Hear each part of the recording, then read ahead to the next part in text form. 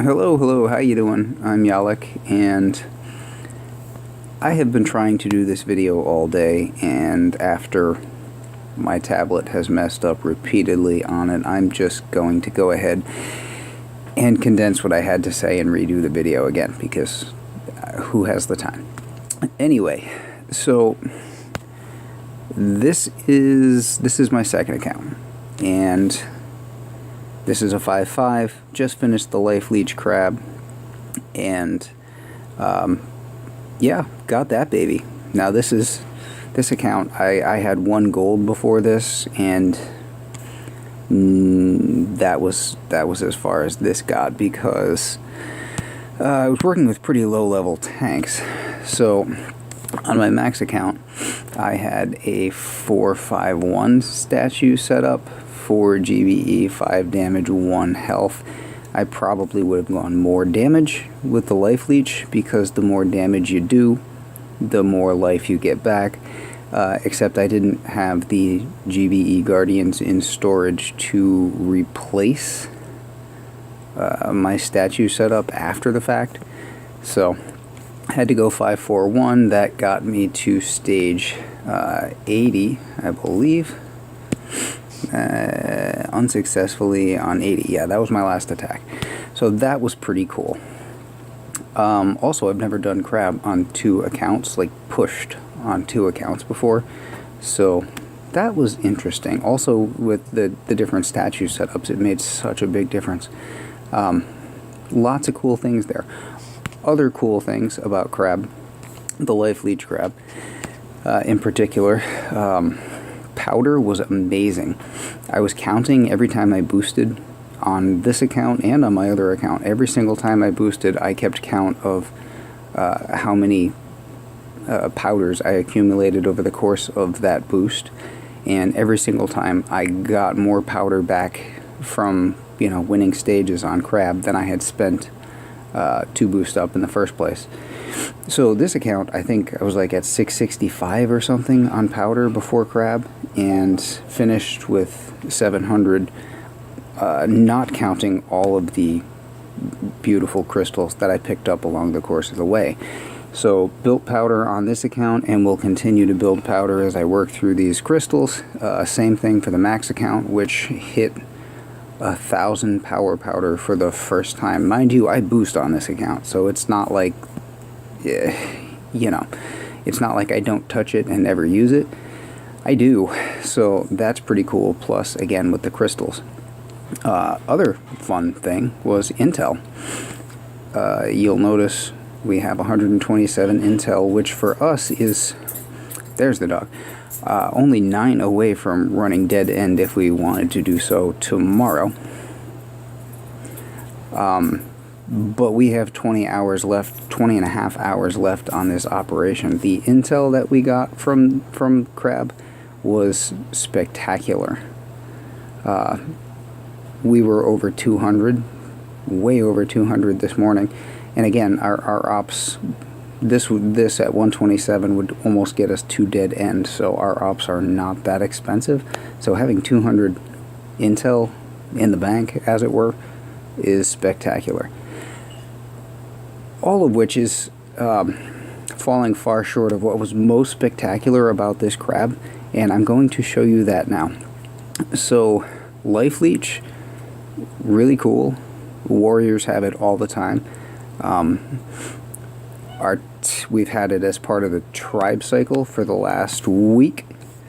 Tank Life Leech, and on crab, tanks are always very, very useful. And then, of course, the crab giving its own bonuses, Life Leech at increasing levels. By the time I was hitting on stage 80, my tanks were hitting at 300% Life Leech. Truly spectacular. Does amazing things. In some cases, my tanks were sitting there facing off with cannons, and the cannon would shoot a tank, and tank goes down to like 20% health. And then the tank shoots back at the cannon and gains a multiple of its own damage back in terms of life. So let's say the shot was 1,500. Well, if you're at 300% Life Leech, then you're getting 4,500 health back every time you see how that works? So that's all great, and for tanks, I mean, there were some funny situations, like I said, where the tanks were just nose-to-nose with cannons and winning. That was all cool to see, but nothing like seeing Private Bullitt in action on this crab. He was the hero of this crab. He was almost indestructible in the right circumstances. Now, what I want to point out is that Private Bullitt does over 1,000 damage per second, and I believe he shoots every second. So this is every single second, plus then you have your statues added in. So my Private Bullitt is doing over 1,900 damage per shot every second.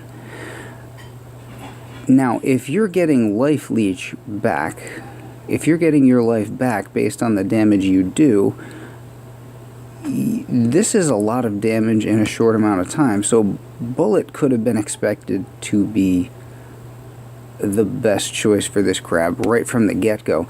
But then the beautiful thing was energy drink. Energy drink, so first of all, it's giving Bullitt his health back. He's already gaining health back anyway, so you don't have to use energy drink anywhere near as much. And so when you do use it, it's relatively cheap to use, and it gives him a good chunk of health left, or health back. But then also the duration of 4 seconds while he was using his energy drink, he shoots much faster and therefore does more damage and therefore gets more health back in this Life Leech situation. So energy drink was just refilling his health bar every single time you used it. It was just, and it was economical. It was just something to behold. And like I said, under certain circumstances, and this is where I realized this. Where? Here. Perfect. It didn't fall. It almost fell off our chat, but it didn't. So on stage 51, watch this attack. Obviously, I've already done some work here. This is one of those big octagon stages. Those are typically heavy hitters, 2 or 3 attacks or more if you're unlucky. So I'm actually going to put this is a 4-minute attack, and we're not going to watch all 4 minutes of this in one time. So let's just put this into 2 times. And you can see I'm sort of trying to clear off to the right side. A few of my tanks have strayed. Unfortunately, there's a Doom Cannon over there, so they're not going to do well. And these CMOs are really making a mess on this side. Oh, well, all the tanks are gone. Oh, well, no, all my tanks are gone, period, at that point. So we've got 3 minutes left, and it's just Bullitt out here. And right now, he's going against CMOs and a cannon. Cannons are not great for him. CMOs are very bad. Snipers are not good for Bullitt because they shoot so quickly. They shoot every second. And a CMO is basically a sniper on steroids. CMOs, in theory, should be truly horrible for Bullitt here. Except that they're not. He's almost healing himself back up to full. I mean, he's holding steady at a certain point, but he's almost healing back up to full. There's still more than a minute and a half left on this replay, and he's just chewing his way through these CMOs over here like they're not even there. As long as he's doing damage, he's okay. In this situation, it was just look, there's still a minute left. It was unreal to watch. As long as he's doing damage, he's okay. When he's not doing damage, like if he hits a shock mine, or if he gets hit by one of those cryo bombs, or if he gets hit by a shock launcher or a shock blaster, or so on, any of those things, when he stops doing damage, Bullitt becomes well, the opposite of invincible, but nobody ever says vincible. So, but you would, when he stopped doing damage, his health would go down surprisingly fast. But then as long as he was doing damage, he could do things like that, which was sick. For 3 minutes of that attack, he was standing out there all by himself, with everything in the base that can see him shooting at him, and they can't take him down, because as long as he can keep doing damage, he can outrun them all day long. Blah, blah, blah. A couple solos in there. here we go. Another one. We've got Bullitt versus 6 boom cannons and a doom cannon. This was a fun stage. I did this the first time I came from the left side, and that was not the way to go, actually. You would think, with all the CMOs over there, which it's bad for Bullitt, they're bad for tanks, cannons and boom cannons. I went that way because it looked softer, and this actually ended up being the right way to go. But I guess that's the advantage of pushing with 2 accounts at once.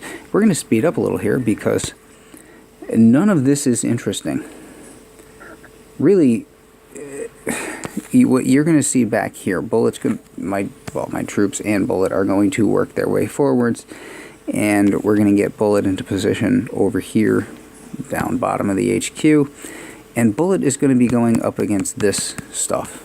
But alright, you'll see in a minute. And he's just chewing his way through stuff, and the tanks, I almost felt like the tanks were like auxiliary units for this crab, because there was Bullitt, and then the tanks were just there to help him, you know, blow things up faster, but really it was all about Bullitt. So like I said, we've got him into a situation where we want him over here, where he's taking the fire from all of this stuff, and look at this. I'll put this back to 1 times for a second. Tanks are there, they're working behind him. He's in a really good spot. And look, I mean, his health bar is holding steady, you see. He's going up against the worst kinds of towers imaginable. That was a microwaver that just went down. Microwavers are bad for Bullitt because they do continuous damage. And behind the microwaver, 1, 2, 3, 4, 5, 6 boom cannons and a doom cannon. And his health bar, I point out again, is still holding steady. It is just insane. I'm not going to do the calculations myself on how much damage he's taking every second, but that's a lot. With a 74% building damage boost as well. That is insane. 6 boom cannons and a doom cannon, and he was winning. It's just incredible. And then this one, Bullitt versus all the boom cannons in the world. This one was a similar kind of thing where we're going to work our way over to here. We can speed that up. But over here, this is a Bullitt nightmare. I mean, it's an anything nightmare, really. But a bunch of snipers surrounded by just a crap ton of boom cannons. Snipers being, again, very bad for Bullitt because they shoot so quickly, and boom cannons just dealing out a ton of damage. With every single shot, they're going to do max possible damage against Bullitt because he does have the feature where he limits incoming damage, but regardless. Yeah. So just chewing through some stuff, get over there. Snipers and boom cannons. Big damage combined with rapid damage. Bullitt doesn't do well with rapid damage. Here we go again with the tanks being kind of auxiliary. They're getting picked off and I don't even care. I'm just trying to clear my way through for whatever comes next. And this situation right here, this should be horrible for Bullitt. 1, 2, 3, 9 snipers and 1, 2, 3, 4, 5, 6, 7 boom cannons working on him so far. And as soon as he destroys those, he's going to have these coming into play back here. So working through 9 boom cannons, and his health bar is holding, well, actually in this case he's barely nicked. With 7 boom cannons trained on him. Like, I just couldn't believe what I was seeing in some of these attacks because it was incomprehensible. Like right now, boom cannons and a microwaver. Very, very bad combination. Yep, he's barely even damaged. And meanwhile, again, the tanks kind of auxiliary behind him. helping to do more damage, but really it's just about Bullitt and where he's standing.